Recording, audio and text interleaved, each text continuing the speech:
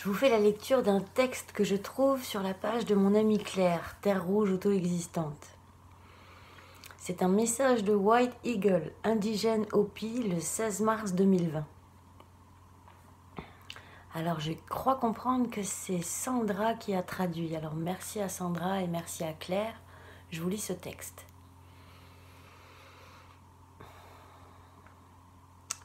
Ce moment que l'humanité traverse peut maintenant être considéré comme un portail et un trou.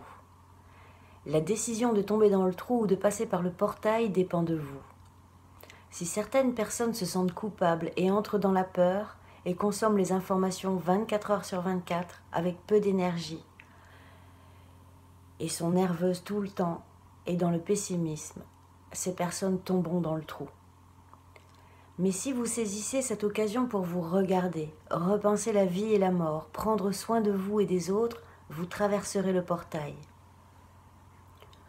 Prenez soin de votre maison, prenez soin de votre corps. Connectez-vous avec le corps central de votre maison spirituelle. Connectez-vous à l'égrégore de votre foyer spirituel. Corps, maison, corps moyen, maison spirituelle, tout cela est synonyme, c'est la même chose.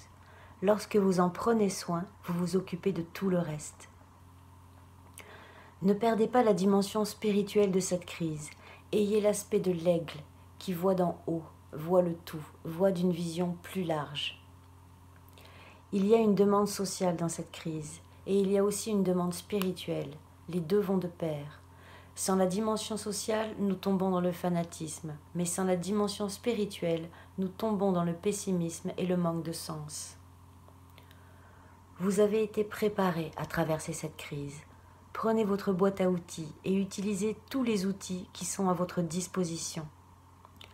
Apprenez-en davantage sur la résistance des peuples autochtones et africains.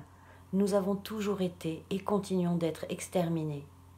Mais nous n'avons toujours pas cessé de chanter, de danser, d'allumer un feu et de nous amuser. Ne vous sentez pas coupable d'être heureux pendant cette période difficile. Vous n'aidez pas du tout en étant triste et sans énergie. Cela aide si de bonnes choses émanent dans l'univers maintenant. C'est par la joie que l'on résiste. De plus, lorsque la tempête passera, chaque individu sera très important dans la reconstruction de ce nouveau monde. Vous devez être bien et fort, et pour cela, il n'y a pas d'autre moyen que de maintenir une vibration belle, heureuse et lumineuse. Cela n'a rien à voir avec l'aliénation. Il s'agit d'une stratégie de résistance.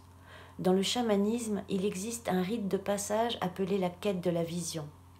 Vous passez quelques jours seul dans la forêt, sans eau, sans nourriture, sans protection.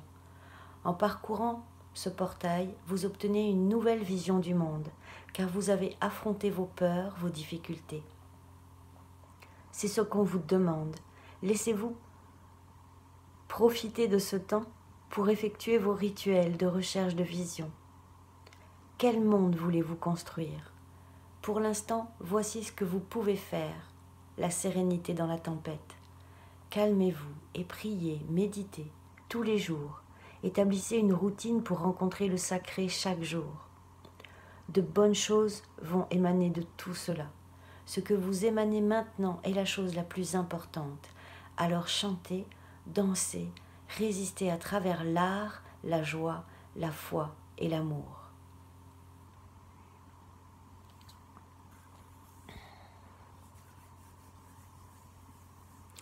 Et j'ai envie de vous raconter juste cette petite anecdote. À Fonrock, quand je suis arrivée aux rencontres chamaniques de Fonrock par Dominique, Soleil spectral, j'ai rencontré Annick, grand-mère de sagesse, intervenante à Fonrock. Et nous étions chez Olivier. Et à un moment, elle me dit « Ah, je vais te chanter le chant des femmes sur le chemin des larmes. » Le chemin des larmes, c'est cet exode forcé de centaines et de centaines de gens en Amérique du Nord, d'Indiens, qui ont été attrapés et amenés depuis la côte est jusqu'à la côte ouest, jusqu'à une réserve. Et on l'a appelé le chemin des larmes parce que il y a eu énormément de morts. Au début, c'était les plus fragiles, les anciens. Bref. Et je vois bien ce que c'est en fait. J'ai récupéré des mémoires du chemin des larmes. J'ai retrouvé, ouais, j'ai des souvenirs du chemin des larmes. Je vois ce que c'est. Et donc quand Annick me dit je vais te chanter la chanson des femmes, les anciennes sur le chemin des larmes, j'ai les images qui arrivent et donc je me prépare et je fais ok, je me prépare. Et je m'assois et je ferme les yeux et Annick commence à chanter. Il se dégage de ce chant une joie.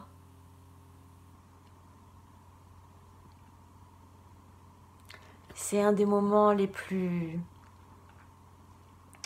en termes d'apprentissage, d'initiation, c'est un des moments les plus forts que j'ai connus. Cette joie qui a émané du chant de ces anciennes et qui est dédiée à tout ce qui est, et elles disent au revoir et elles disent adieu parce qu'elles savent qu'elles vont mourir sur ce trajet. Et c'est un chant de joie. Donc, chantons.